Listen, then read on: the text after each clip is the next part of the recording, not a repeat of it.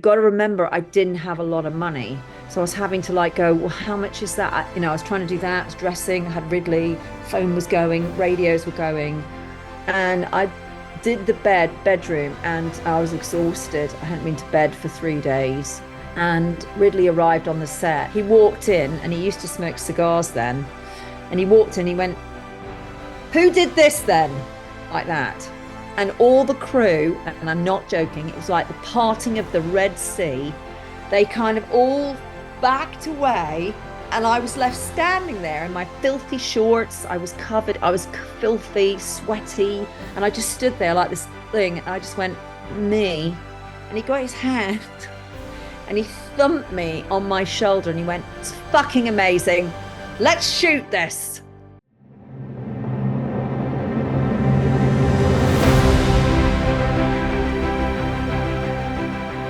So it's been a long time since the first Gladiator came out.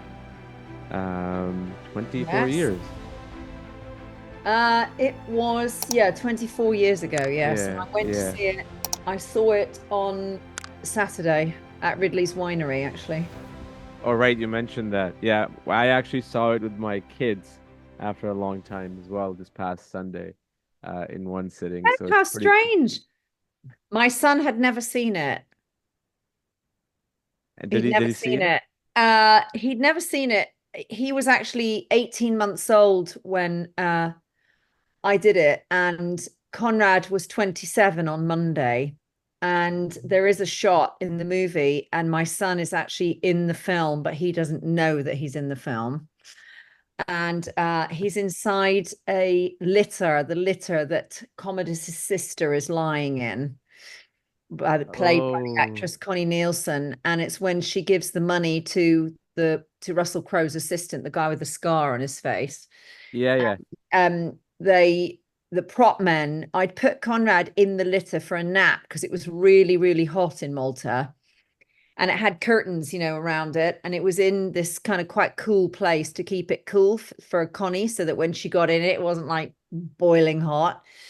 And the prop men who were on standby, they just went and picked it up, and they didn't, like, the curtains were shut and they didn't look, and they just like carried it along, and they did like all these scenes with this litter without Oh, Connie wow. inside it.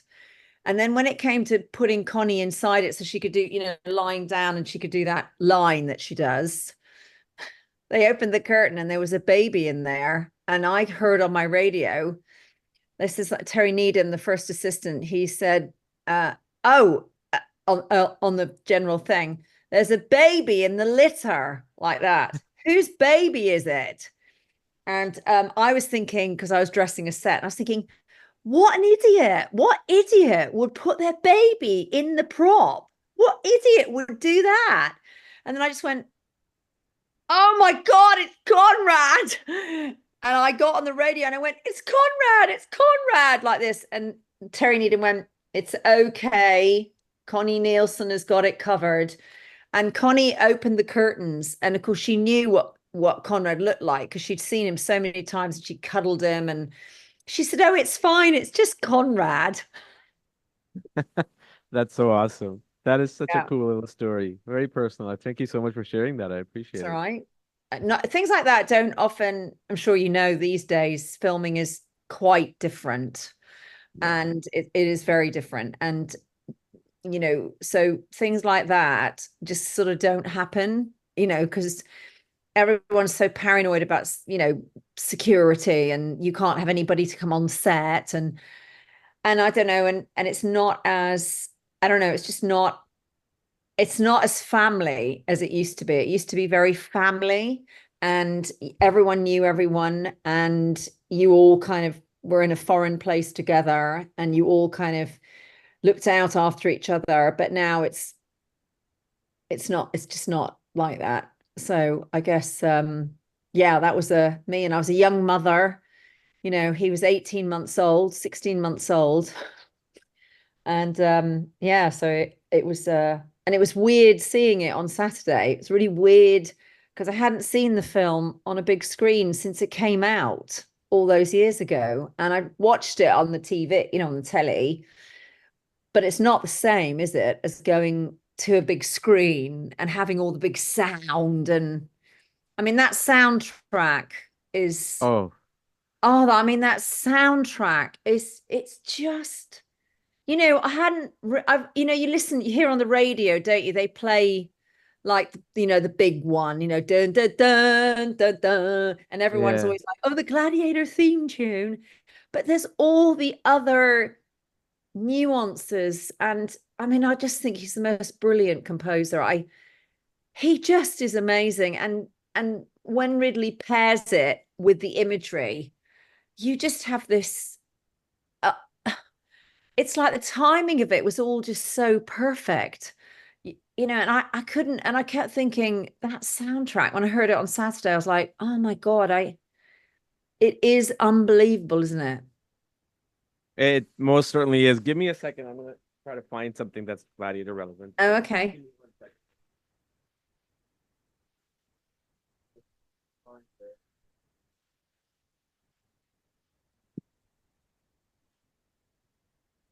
I probably won't be able to find it. But anyways, I'll tell you. Anyway, sorry, I can't find it right now. But anyways, I'll tell you a little bit of personal story of me and Gladiator. The fact that you mentioned is it's nothing special as yours, but I had a very special connection with Gladiator, not being involved in any way with the film. But back in the day, in my early 20s, I used to run this website on a fan website on DreamWorks Studio. All DreamWorks was right. brand Yep. new. Yep. Yep. It was brand new. And I had a website on the DreamWorks Studio. It's news and everything, but I had like sub pages within sub pages on every single film that they were working on, including Gladiator. And when Gladiator came out, the traffic on that section went through the roof. And this is like pre-social media days. Like you just have a counter that you track and where Yeah. Yeah. all that.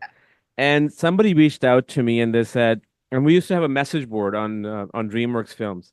Somebody reached out to me and said, "Why don't you create a message board in Gladiator, like a completely separate discussion forum, nothing to do with any of the other films?"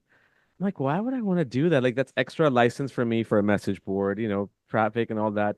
But in any case, I decided to do that. And I kid you not, that blew up so much that we had probably, I mean, now that I think about it, majority of the audience was 50 plus women who would come there and discuss anything and everything about Gladiator. Like, we had over 300,000 posts in a matter of months. My God.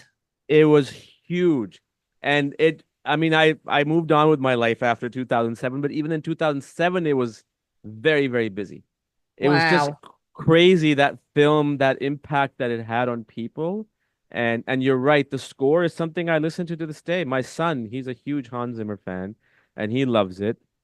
And yeah, it's just one of those films that you cannot recreate. And I'm a little bit I don't skeptical. think you can do it again. I mean, I know, Ridley's obviously done Gladiator too, and I'm very excited about seeing it. I didn't work on it because I'm not a set decorator anymore. I haven't been for a very long time. So obviously Arthur did it again, and other people worked on it.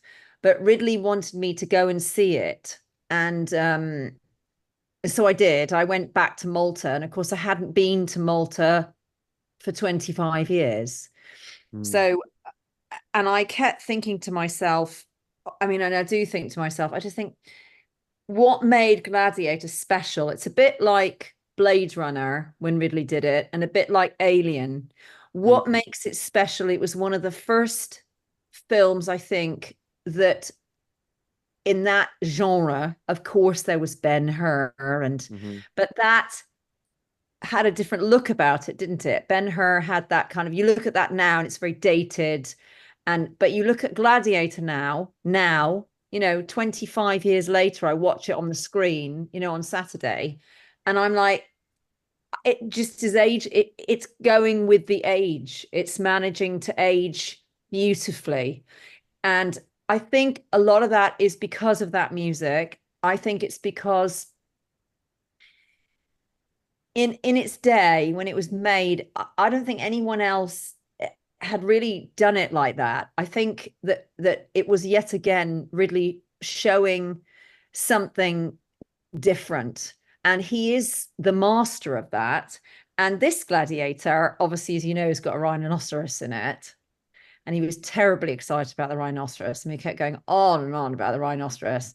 And he kept going on and on about how he was going to flood the Colosseum. Because, that's what the Romans did. They flooded the Colosseum. And I was like, I know, Ridley. And they had like big battles in boats. And, they had loads of fire and stuff. And he was like, yeah, I'm going to do all that. I'm going to do all that shit because we've got CG now. We can do it with CGI now.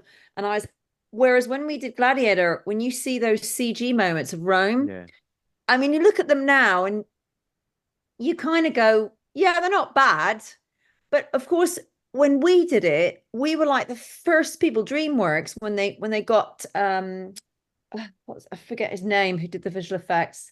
Really nice man. My brain's gone. And he came, and it was the first time that anyone had done that. And you look at visual effects now, and of course it's everywhere. Everyone does Yeah. it. You can get AI to do it for you if you want. You can go on Mid-Journey and they'll do the whole thing for you. But it wasn't like that with us. That's why we had to build so much. We had to build it because we couldn't. There just wasn't. It didn't exist. You didn't have it. So, like when you see those chariots flipping these days, the chariot flips probably all mostly CG. They don't even have an actor anywhere near it. But we didn't. It was like the real thing going over. And I remember watching it happen, and you just kind of go, my God, they're all going to die. That looks so dangerous. And actually, I'll be honest, it was dangerous.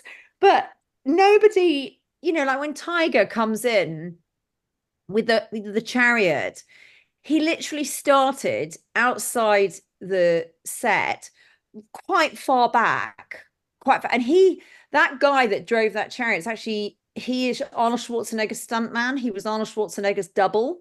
Oh, He's so big, and he sounded just like Arnie. It was like, oh, and on, it was confusing.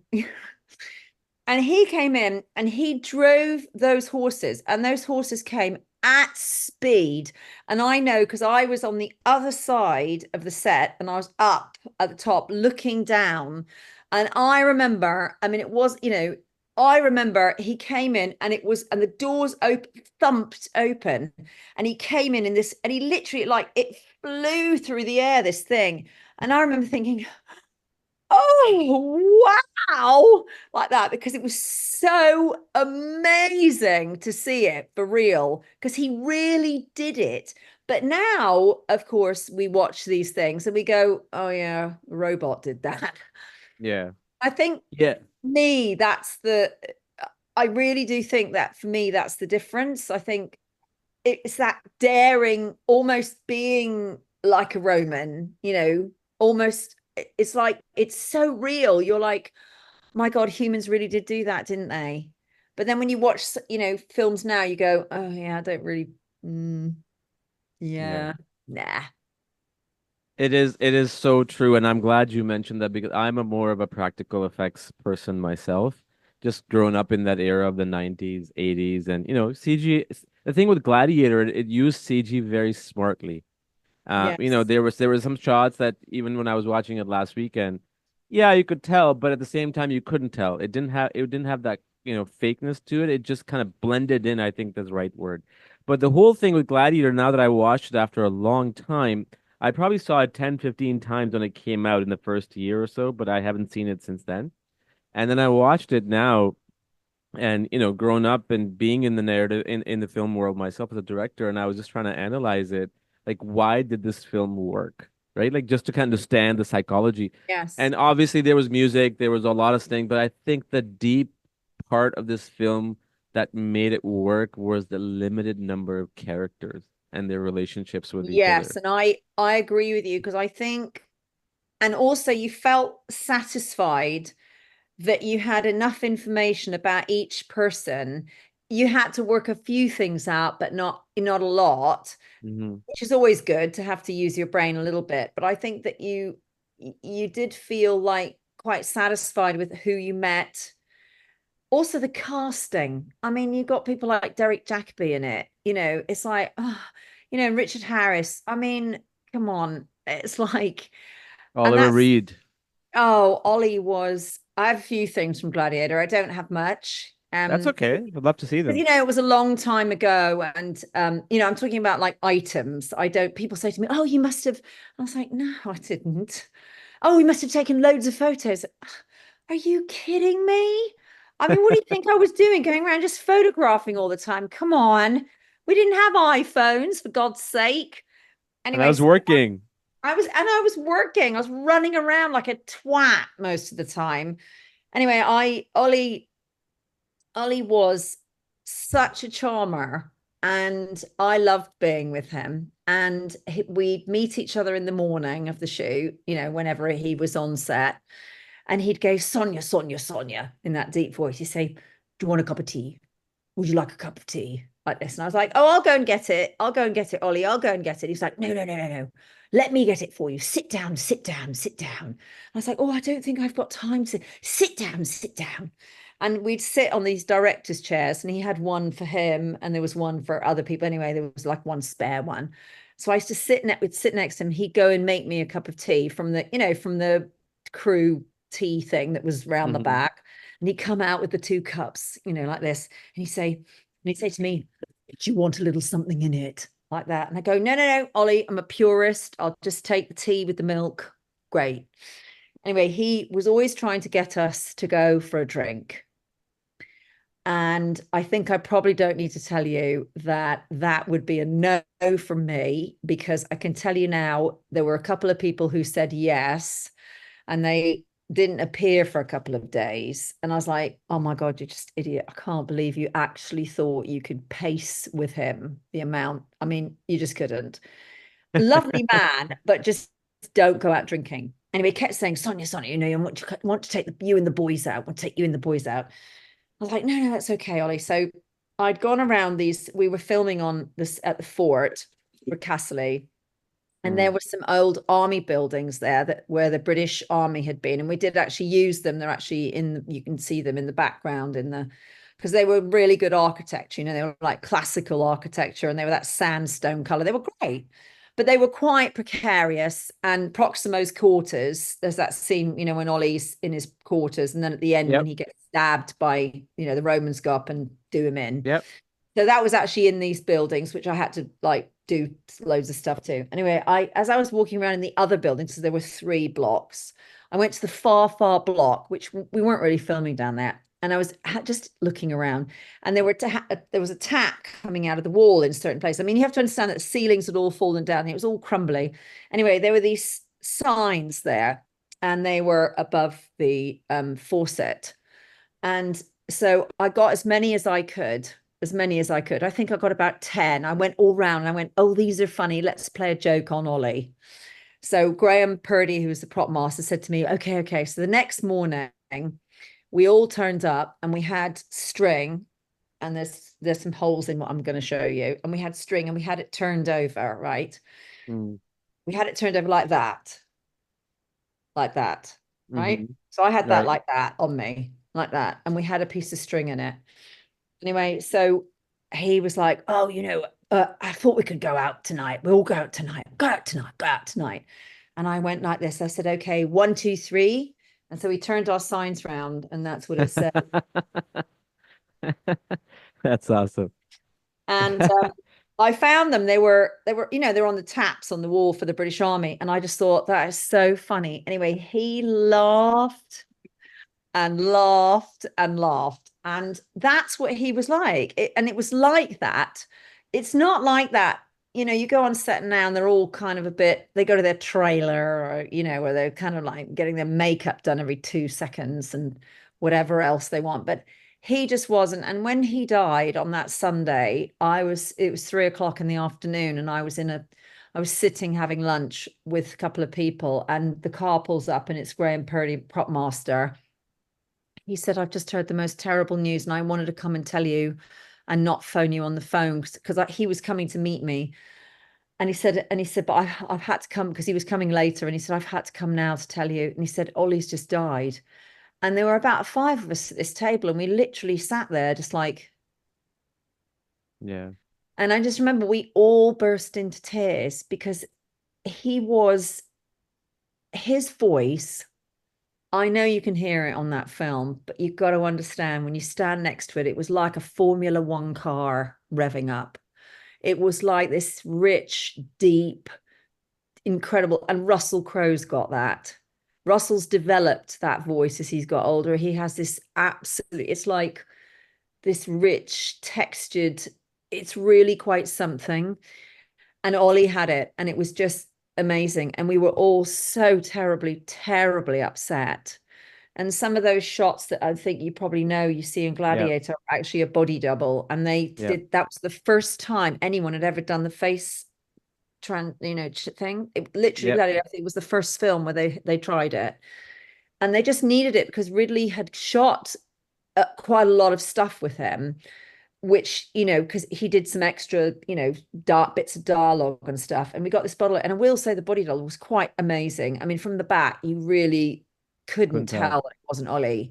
I mean, he was incredible. And it was just, but it was weird. And we were all a bit in shock, but, the show has to go on and we had to keep going. And so we did. But I will Yeah. never forget him. I'll never, ever, ever forget that man and sitting and having a cup of tea with him. And I must have done that about 10 or 15 times. And I used to love sitting with him and having chats. And his wife would come and, we talk about the house. And he just, I don't know, I just, that you get those people, it's like Albert Finney, being able to talk to people like Albert Finney. They're not here anymore, but they're kind of special, aren't they? They're very Yeah. special people. It's the charisma, right? And that Yes. personality that comes from us. I mean, there are some youngsters, I'm going to say youngsters, but the ones under 40, under 50, and they're great. They're interesting, but they're not like them. They were thespians, weren't they? They were acting was a career they chose, but they didn't choose it because they wanted to have loads of plastic surgery and Botox and inject their mouths and people love them all the time and have their boobs done and whatever else. They were just not that. It's not who they were. And I think I liked being with them. I can tell. And I think one of the things, and please tell me because you obviously spend so much time with him, one of the things that I find now, even whether it's Hollywood, like really to up there or somewhere in the middle or somewhere in the beginning, people like when you talk to people, right? Just having a conversation, there's very few people, and I think Oliver Reed was one of them, who make it about you instead of about themselves. I totally know what you mean by that. And I will tell you that he was that. Albert Finney was that, and Arnold Schwarzenegger is that, and Linda Hamilton is that, and they don't make it about them whatsoever. And also Cameron Diaz, she was so great with my son on a film that I did with her, and basically she just took him, and he went off with her, and she looked after him all day. All day, she just took someone. She took my child, and they talked about art and she said, don't worry, I'll get him lunch, I'll sort that out. And I was like, are you sure? And she's like, yeah, I've only just come to hang out, I've got nothing else to do, I'm not on today, and I'll just look after him. I was like, okay. And Conrad, it wasn't about her. And Arnold also, when I did Terminator, Arnold was, he didn't make it, and he could have easily. I mean, it was Arnold Schwarzenegger, for God's sake, but he didn't. He went, and when people came on the set, and like Conrad came as well to visit me, and and each time Conrad came, he remembered what Conrad had told him about Conrad. And Mm, there is a gift to do that, and also to make it. Russell does it. He'll look at you, and I see how he looks at people, and he looks directly at them. yeah. And he doesn't look at anything else that's going on around. He's not searching the room for someone more interesting. And he has this gift of looking at people, and he makes you feel like he really does want to hear what you have to say about what you do and your interests and who you are. And I admire that. And I think that's a very special gift. And it's not just actors. I mean, yourself, you Yeah, meet yeah. people who can do that.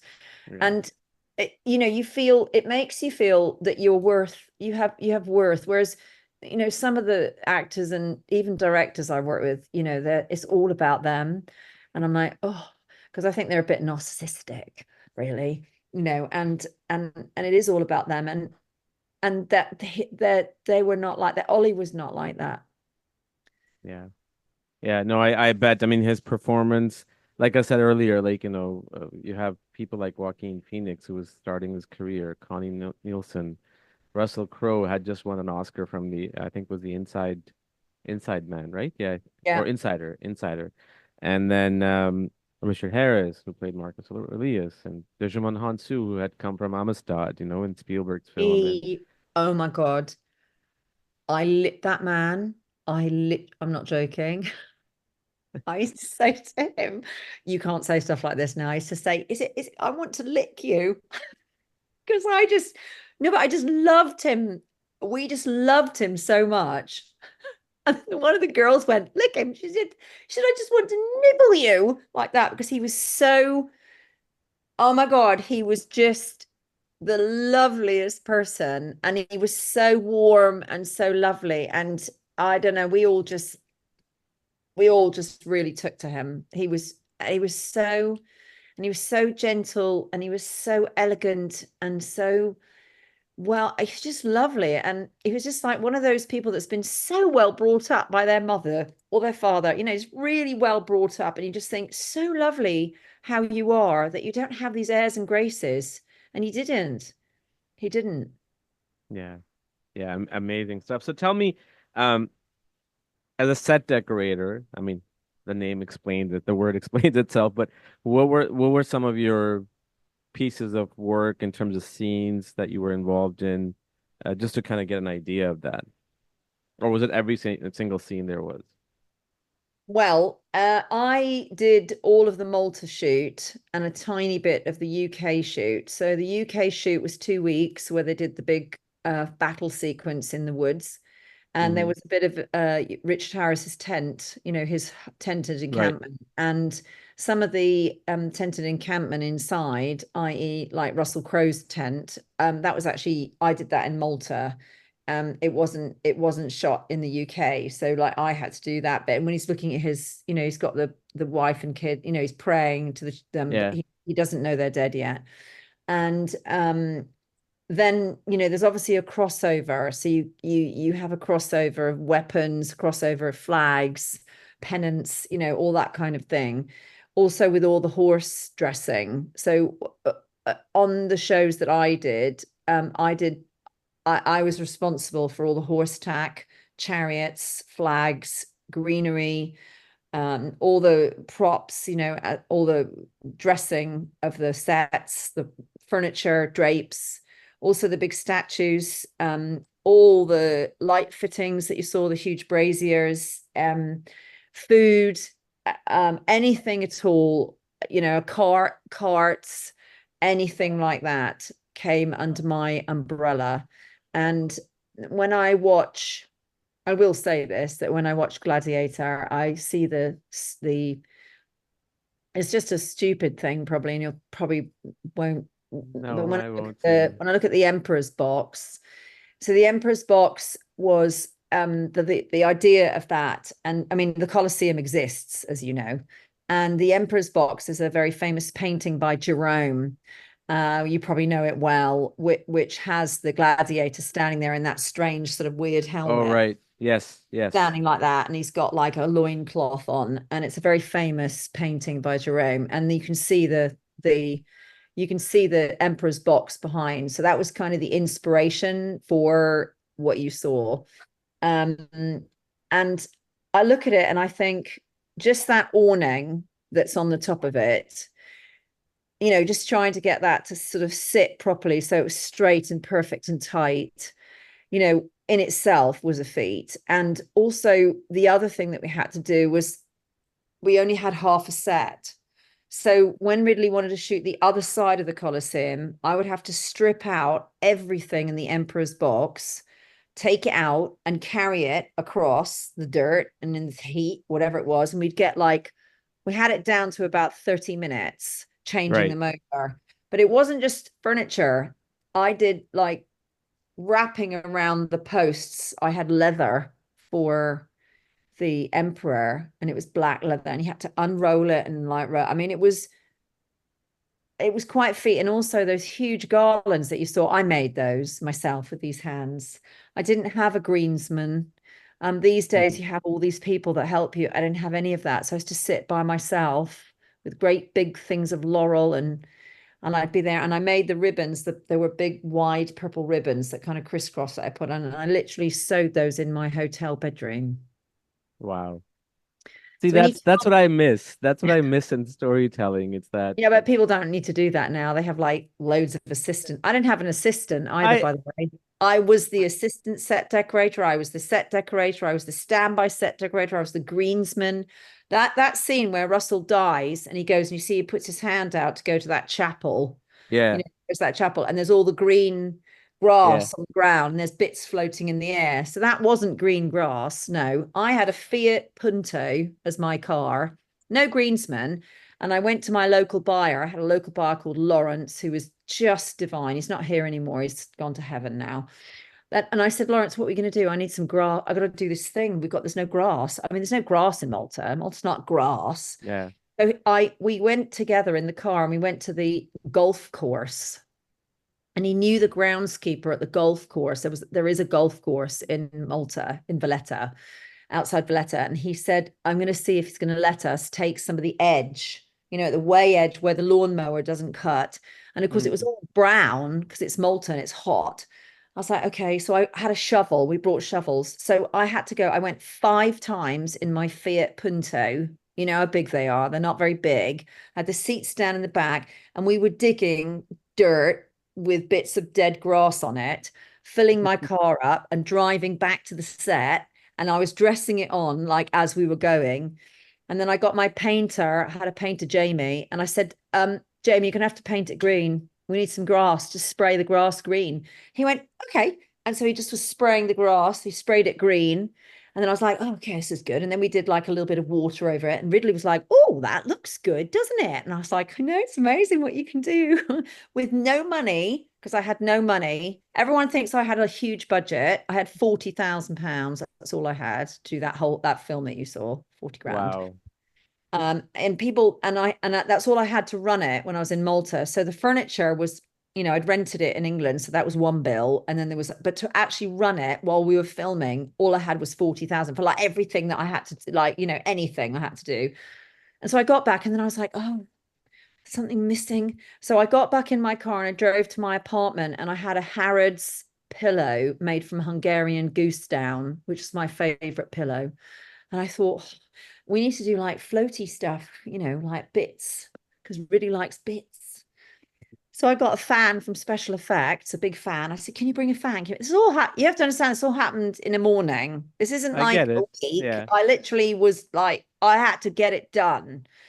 And so I go there and then Ridley said, right, we're going to shoot now like this. So I had my hand. So when you watch that film and you see all the little bits floating through the air, that's my hand. And I was going like this with my Hungarian goose down, which I cut from the corner of my pillow. And I'm going like that in front of a big fan from Special Effects to make the grass move and this thing. And I'm going like this to make the bits float through the air. I was standing there doing that. Wow. That's amazing. And it's amazing that when you are sort of limited with resources and budget, the amount of things that you can pull off in that Well, you have to, because spontaneous moment. people look at that film and they think, oh, there must have been hundreds of, you must have had, and I'm like, no, I didn't. Because All there's that you personal don't. touch, right? There's that personal touch that you I have think and there that is, and comes across. I think there is, yeah. And I think also, I had 4 weeks prep. 4 weeks prep I had. Because the previous set decorator sort of didn't do anything for 7 months. I think she just had a meltdown Mm, and didn't do anything. And so the prop room was empty. There wasn't anything in the prop room. And I had 4 weeks to do what you saw. amazing stuff. And I lost 2.5 Wow. stone in weight. And I had hives all over me from stress. I don't know. I do look at it now and I just think my God, I don't think I could do that now. I'm 62 now. I was 37 then. Um, I think I could if I had to, but I don't want to. I'm like, I don't want to. And I think I was just put in a position that it had to happen. There was no choice. It had to happen. We were filming. It was going to happen. And I was very lucky that special effects were so amazing helping me. And the plaster shop was so amazing helping me because I literally had to cod it together in days. And I was so lucky that I had Lawrence, who was amazing, local buyer. And I was so, and I had Colin Fox as brilliant drapesman. And he came with me from England. He just was sewing, sewing, sewing, sewing. And Roland, who did all the beautiful sculpting, came with me. And I had Jamie, the painter. And it was mostly just us. And also John King, who was the supervising art director. I mean, I call him Dad. I couldn't do anything without Dad. He helped me, because it was pretty full on, and it's Ridley. So, Yeah. and he did actually say to me when I saw him, he didn't actually say it to me. He said it to Neil Corbould just recently, well, before Christmas when I went and he looked at Neil because I kind of had left him. I was watching some shooting on Gladiator 2 and I walked out of his trailer and he turned to Neil and he went, she really was amazing, wasn't she? And I'm sure you he, were. well, it's funny because I don't, he did say to me, when the bed, so the scene where Sibylla goes and she goes into Commodus's room, Mm. I literally had 2 days to do that bed with all the columns and all the everything because there was no bed. And that's why I was saying that the plaster shop really helped me with it. And Right. Lawrence was amazing. We were buying marble slabs in Sicily, and he was getting people to put it in trucks and get on boats and come and bring it to me. But Barrett, you've got to remember, I didn't have a lot of money. So I was having to like go, well, how much is that? I was trying to do that. I was dressing, I had Ridley, phone was going, radios were going. And I did the bedroom. And I remember the day I did it, I was exhausted. I hadn't been to bed for 3 days. And Ridley arrived on the set. In fact, it makes my throat tighten up when I think about it. And he arrived on the set and he walked in and he used to smoke cigars then. And he walked in, he went, who did this then? Like that, about the set, because he hadn't seen it. He hadn't seen it at all. Who did this then? Like this. And all the crew, and I'm not joking, it was like the parting of the Red Sea. They kind of all backed away, and I was left standing there in my filthy shorts. I was covered, I was filthy, sweaty, hadn't been to bed. I was exhausted. And I just stood there like this thing, and I just went, me, like that, because everyone backed off because they thought he was going to say he didn't like it. And he got his hand and he thumped me on my shoulder and he went, it's fucking amazing. Let's shoot this. And That's I just amazing. stood there and I turned to Judy Bunn, who was the line producer, and I turned around to her and I just looked at her and I went, and I just burst into tears because it was, you have to understand, it was really difficult job. And Arthur wasn't there. He'd gone off to Italy to go and eat pasta and find a location for that beginning scene. And I was on my own and I just looked at Judy Bunn and I went and I burst into tears and she went, darling, darling, are you all right? And I just went, he likes it. He says he likes it. Like that. And she went, darling, that's so great. And I just was like, it was just, I think it was all the anxiety, because you have to remember, I was just thrown in at the deep end. I was literally told, here's this enormous film, sort it out. And I, I, I don't know if that's what I'm saying to you.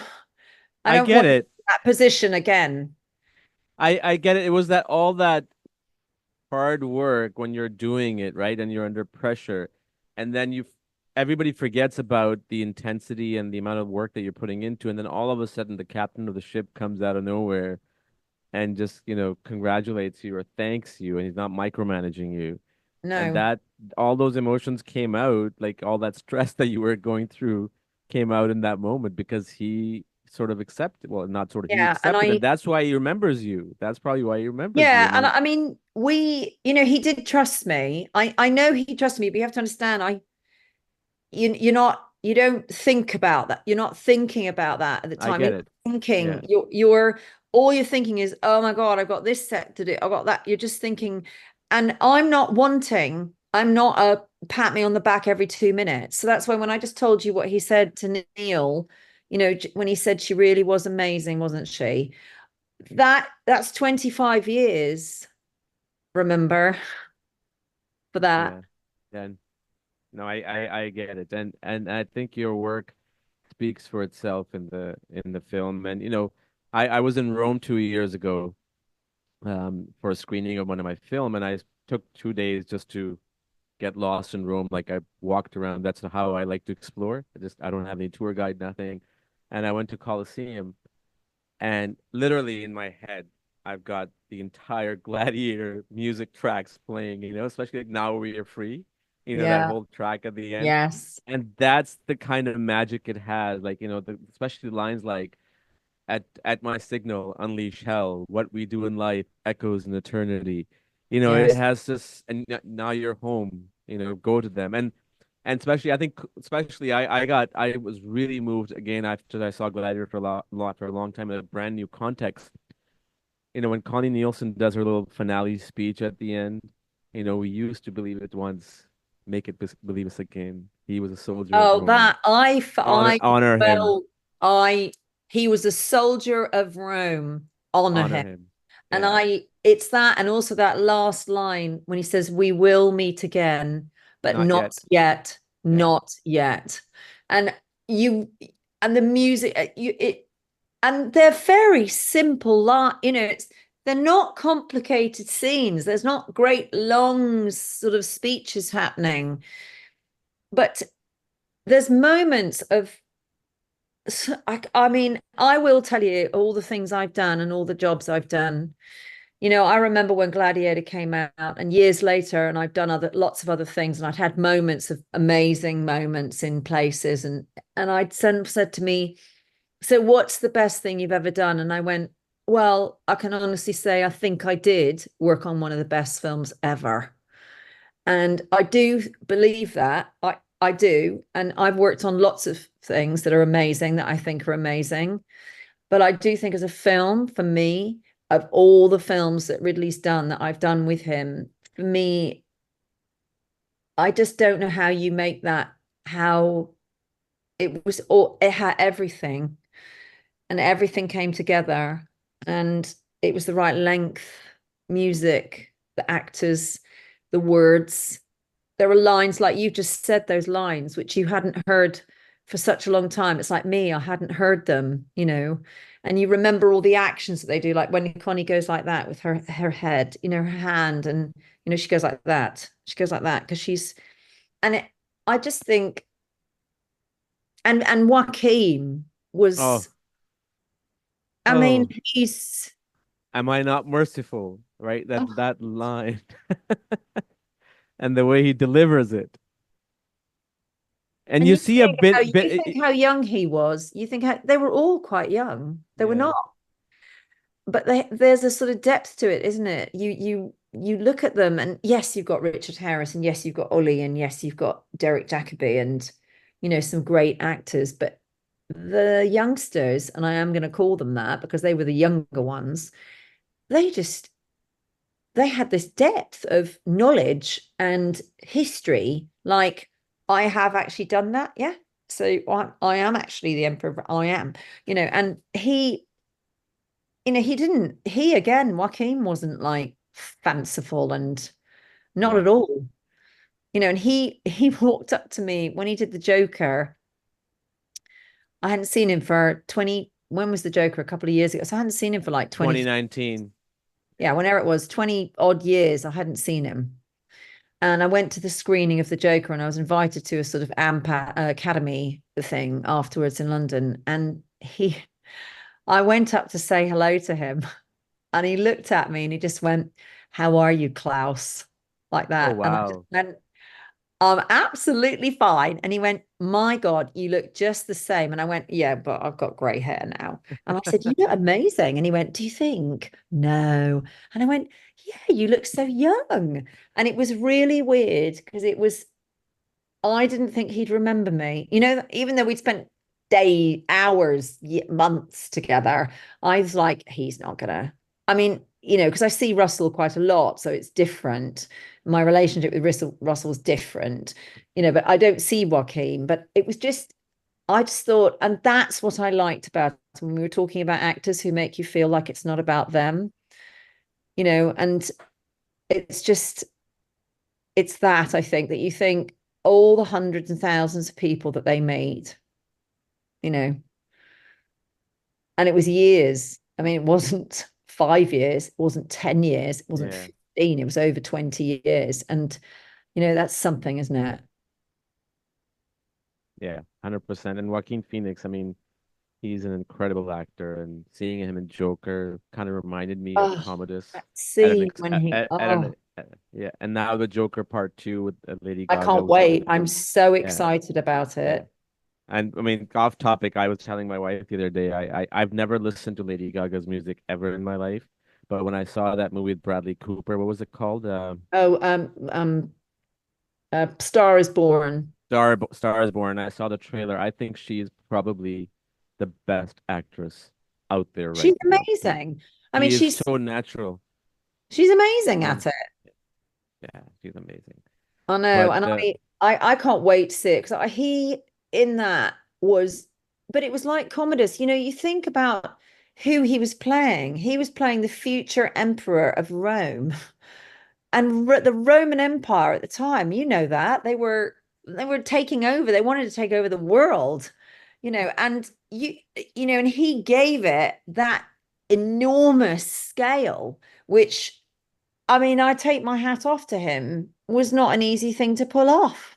And he's having to act against Richard Harris, who's like, I've done this a few times, right, and it was just, and maybe that was that was really clever casting. It was clever casting. And the yeah, lines no, is, have I missed it? Have I missed the battle? And it's like, and it was the way he delivers it because he knows perfectly well he's missed it. yeah, Have I no. It missed was it? everybody in that movie. I think from the casting to the crew, everything was even marketing. The general who became a slave, the slave who became a gladiator, the So gladiator who brilliantly done. The defied an emperor. poster's brilliant. Yeah, it was just I masterful. I mean, mean, I can't. Yeah, I talked to Neil Corbould quite a lot about that. Germania, the battle in yeah, Germania. And also Steve Dent, who did the horses. Steve's a mate and Neil's a mate. They're like some of my best friends. And I've known them for years. And we were all young, we were all in our 30s then. And we were all young. And, we talk about it. And I just remember how it came together. It wasn't months and months of prep. Ridley doesn't, he gets bored. So yeah. you have to kind of put your foot, have to get on it, and they did. And they, all the horsework, if you look at all that horsework, all the pull downs and, you know, that was real. They were real pull downs, but they weren't pulling it down like they do in some places where they tie a rope around its leg and they yank the horse down. That horse was trained to do that, and it's so kind of real. You're like, because it was, Yeah. and I think that's what gives it some grit and some substance. And that's why I think it will be really interesting to see what the new one is like. Yeah, I think the new one from well, first of all, I mean, I know why they chose the music in the trailer, but it was just kind of like it didn't work for me. It is what it is. But I think from a I casting know, I'm not sure why they standpoint, did that. well, I mean, you have a great score. I don't know if they didn't have rights to it or what, but it was just kind of bizarre. but Pedro Pascal is great. Connie Nielsen is back. Obviously, Denzel Washington. I mean, you can't go wrong with him. But let's see. I mean, it's just one of those films. I was talking to one of the first episodes that I did on this podcast was 2 years ago with David Prezzoni, who wrote the film.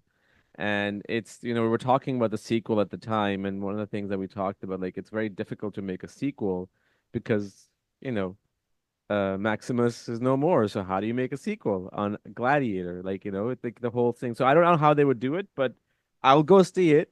Um, I mean, I'm but gonna go and see. I mean, I do like Denzel. yeah, and He it's pulls it Ridley off. too, at least, right? The He Ridley pulls it Scott's off. another. Yeah, Yeah, he pulls it yeah. off. And it'd be interesting to see. I think, I think the visual effects will be really great. Because I think that, Paramount will have spent the money, because they need to. But Ridley did shoot a lot of stuff. In Morocco, they did all the Yeah. fire stuff and everything, and they had the tank shots for the water. And but obviously they're going to have to put it on because they can't, because they built the Colosseum was built in the same place in Malta when I went, and there were a Oh, few did extra they? Okay. buildings. Yeah, there were a few extra buildings down at the end, of the space that we didn't. When I was telling you when I went and found my sign, they kind of used a bit more. They put a few more buildings in because basically what's happened at the fort is that the Maltese haven't really looked after it. So there's Mm-hmm. very big sinkholes that have appeared. So they had to kind of put stuff around it to Just to cover it up. just to cover it up because it was quite bad. And the fort, where all the bows were, where we did all the stuff where they go up like that to go into the Colosseum. So that same set of rooms was used again. And also where I did Proximo's quarters, where I told you where I got the thing, they could, those buildings have all been condemned now, so they couldn't go in there. And so it's a bit sad because it was amazing it's an amazing spot, but I guess they just no one wants to spend any money on it really. So it's Yeah. eventually just gonna literally just, and it was built, you think about Napoleon, Napoleon goes to Malta and builds all those incredible fortifications because they're Napoleonic, and you Mm-hmm. go and you see these walls and they're like unbelievably thick, and have you been to Malta? You No, I went, have not. yeah. Oh, you've No, never been. I've never been to Malta. Yeah, I would love to one day. I've been meaning to You for a should you long should time. go just if someone asks you to go. I mean, it's a sort of strange place to go for a 2 week holiday, I'd have to say. Um, because I've only ever been for filming. I've done two films there, and I've only ever been for filming, and I went just recently. But it's a sort of I can't imagine what you. I don't know because I was allowed to like go and rummage around everywhere. When you go filming, you can actually see the Yep. place, can't you? And you can go where it says no entry. And I think that's what I like about my job because I do get to Yeah. go behind that no entry sign. No, I get that. I totally get that. Who knows? Maybe one of the film locations for my film that we're looking into is possibly in Morocco, but if we don't get Oh, I something there, love then Morocco. I can't maybe tell you how Malta. much Yeah. I love it. Yeah. The light in Morocco is just unbelievable. The light. I just honestly, and the light in Malta, but the light in Morocco. I'm sure you know it well, but Yeah, yeah, yeah. It's an interesting place, for sure, and I look forward to visiting or filming either in well, Malta or that'd be Morocco. exciting. So when are you starting that? Well, we're trying to do it sometime later this fall, pending few budget constraints. So we'll see. But everything is in place. We've got a line producer, we've got a costume designer, we've got a music Great. composer, um, a script in process. We've got two writers. Cast is not there because we need to secure, obviously, cast with the whatever they need to, with what their budget is and what their rate is and Yeah. everything. So Yeah. so we'll see. I mean, just pushing really, really hard, and Did you write it's. it? I came up with a story. It's a very timely story about what's going on in the Middle East right Hmm. now, and it's a very objective point of view that I've sort of been getting a lot of slack for from everywhere. But my job is to tell a You need proper to tell the story. story. You need to tell. what you need about to say what you need to say. yeah, human condition, Of course, regardless of what anybody thinks. So of that's what it course. is. Maybe we'll chat about it one day, what it Yes. is when it comes out. But it's been a pleasure talking to you, Sonia. I really, Oh, really it was really nice love to meet you. and likewise. And if you listen, I know you're retired and everything, but I would love to chat with you in future about other projects that you've worked Oh, with. of If you're course, interested, whenever you like. it would be a pleasure. And Yeah, I'm just it just waiting like you. I'm waiting for the green light. Well, one thing's got a green light, but I'm just waiting. I've got to my agent actually is I've got to ring him in a minute. So I'm hoping that that's going to come off. also you are I've working on waited something for, possibly. well, I also have been writing a script Ah, okay. for a TV series, and there's a call tomorrow about that. I didn't my friend there's a long story, but there's three of us involved in it, and it's actually set in Malta. It's set in 1563, about the siege of Malta, and we've been working on that for a year and a half, and we pitched it. We actually pitched it to some people, and they said yes. So we're just waiting to see who they're going to pitch it to for the money, because it's all about the money, isn't it? At the end of the day, yeah. Yeah, and I also I'm just waiting on this one film which I met the director about a year and 2 months ago, and then of course because of the stupid strike, it all went pear-shaped. But it looks like it's might be happening, and he's just the most. They're all just lovely people, and my mate Anis has written a script, and he just got. They're not huge budgets. These are not the Mm, telly thing is different because that's a band yeah. for like Game of Thrones, size budgets, but the films are not. And I actually, someone said to me, oh, don't you want to do like a big Marvel movie and a big, thing? And I'm like, well, I obviously like doing big stuff, but I've got to be honest, I've read the scripts of these two and they're just so great. I'm like, well, and sometimes it isn't about how many sets I get to build, or it's also about like it's like the director. It's like the Yeah. relationship you have with that person. And life is so short. And you're like, I get to have chats with someone with a great brain and have great conversations. Why would I not like that? I've done all that big stuff. You've got to realize I've I've had more money to spend would make your eyes water. I've had huge crews. I've dealt with hundreds of people that I've looked after. I've built massive things. I did Terminator for God's sake. And the thing is, they're great. Don't get me wrong, and they have their place. But sometimes you read a script, you're like, my mate, he's only got 5 million. He's got $5 million to make it. And I say only, and you're probably like, oh, it's got a lot of money. But No, it is only it's nothing. it's nothing. You know that, and it doesn't go very far. But the Yeah. thing is, we're going to make it go far. And the other movie I'm looking at is only $15 million. And, you know, that's going to be harder, I'll be honest. I think once they, they might, there's a possibility they're going to get another couple of million because of who they've managed to get in it. So that, the people they've cast it with. So Right. that's negotiation that's happening at the moment.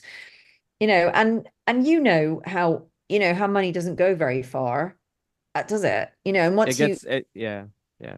and actors, depending on who you get, that sucks up massive amount of it. And then your actual working budget is like fiver, and but I Really want to, well way to put it. well, what, but I just want to be with nice people. I'm like, I've got to the point in my career where I'm like, I want to wake up and go to work with a smile on my face because I can't wait to have a cup of coffee with someone. I And don't want to yeah. go to work with fear and dread because it's just horrific and I'm being asked stupid stuff, or the director's going to have a hissy fit every 5 minutes and I'm going to have to pretend that I think that, go, oh, of course, isn't that a fabulous idea? Oh, and I don't want to do that. I want to be me, and I don't want to have to act. And that sounds easier than it is, because you and I both know that sometimes we have to do a little bit of acting. But I don't want I want to, I said to someone today, I just want people in the crew that are my friends. And Yeah. I Yeah. just want my friends. I do. I've done all the big stuff, I have done a lot of big stuff. And I might do big stuff again. I'm not saying I won't, but and if this TV show comes off, I'm designing it and executive producer on it. So of course I want it to happen, because if I'm executive producer, I get my little points, and Of that makes it course. a little bit more tasty, doesn't it? No, that's really awesome. And I think just to kind of sum it up and everything, I think what as you get older in life, when I say older, I don't mean like, 50s and 60s, even in where I am right now, like it's just in any kind of line of work. I think it's all about people that you want to work with and building those I relationships. am so there with you, and I That's do, it. that is it, and I will tell you that is it. And I don't want politics. No. I just want to be a production designer, and I don't want to have to deal with all the other stuff that, and there's always other stuff. Yeah. And of course, you always have to deal with it. But it's just, I don't want to go on something where it's all about the other stuff and it's actually not about the show. And it becomes all about surviving, because you're having to cope with a line producer who's an absolute shit to everybody. And everyone's coming Right. to you telling how miserable they are. And I'm like, I want to be on a show where people finish it at the end and they go, we had such a great time. That's That's it. what I want to hear. And and that's why these next two things that and my agents like, putting me up for stuff, big stuff. I've been talking to Marvel about a big TV show, and I've been talking about other stuff, and that's great, and I don't mind doing that. But it's just, these two are real, and they're with Of real course. people, who I can talk about my puppies to, and I can talk about my son, and I can talk about my tea that I like, and I don't have to be fake, and it's not all about them. They're not going to tell me how amazing they are as the director, because they're Yeah. not like that. And I want to be able to sit and have a cup of coffee like with you. If we went out, I want to sit at a cafe and just have a cup of tea or a cup of coffee 100%. and talk about, like, if you got kids, like, oh, so when you were little, do you remember when you did, it's those conversations I'm interested in. I'm interested in, like, the job that you're doing next is, and I understand, I don't know what it is, but I think if it's like documentaries. I love documentaries because Yeah. I've met a lot of documentary people who, they're so different to filmmaking people. My God, they're so different. And you meet them and you realize this passion of these people who, for like 8 years, they'll struggle to get a documentary made because they want to say something. And you then watch it and you're like, that is, I if you like documentaries, I'll send you a link. I watch I, so many documentaries. I love them. And I've watched some bad ones, but I've watched some amazing ones that have, because those are the stories that you want to tell. yeah. Those are the stories. Those are the feelings. Those are the people that you want to talk about. And people, you know what? And also, people need to know about them, and they've got to stop like pretending that it's not Yeah. happening. It's like the Middle East. Stop pretending. So many people pretend, don't they? They're like, they don't really know what's going on in the Gaza Strip. If you ask most people, they really don't know. They really don't Yeah. care what's going on there or in Israel, or they don't really, they're like, oh yeah, I hear it's quite bad. And it's like, Yeah. I completely agree with you. I mean, since you love documentaries, I'll send you links of two of the feature documentaries that I directed simultaneously between 2018 and 2022. oh yeah, no, I One of watched. them, one of them is actually pretty hot topic in UK right now. It's about migration. And Oh, told from an eye of an Afghan filmmaker in while he was in Greece. So I'll send you those links. You oh can yeah, take a no, look. They're I'd love to. available. I love watching them. I watch a lot of Right. them, and I vote on them as well for the Academy. I put my name down because you can choose to not vote for documentaries, and I'm like, no, I'm going to go. Perfect. Awesome. This has been great, Sonia. I really I'm appreciate it. sorry, you Let's probably have to go because I know you've got to No, speak to no. someone else. Yeah, I've got another one in 7 minutes. Otherwise, Oh I yeah, would love to chat with you for a couple of more hours. you But better this has go. been You might really, need to go really. and have a little break. No, no, no. It's all good. This is honestly, truly, this has been really, really great. I really had a great time, and I think aside from our passion for Gladiator, there is just the art of filmmaking and storytelling is just was amazing to exchange discussion. And thank you so much again. It Oh was no, lovely chatting thank to you you. very much, and I hope I see you soon.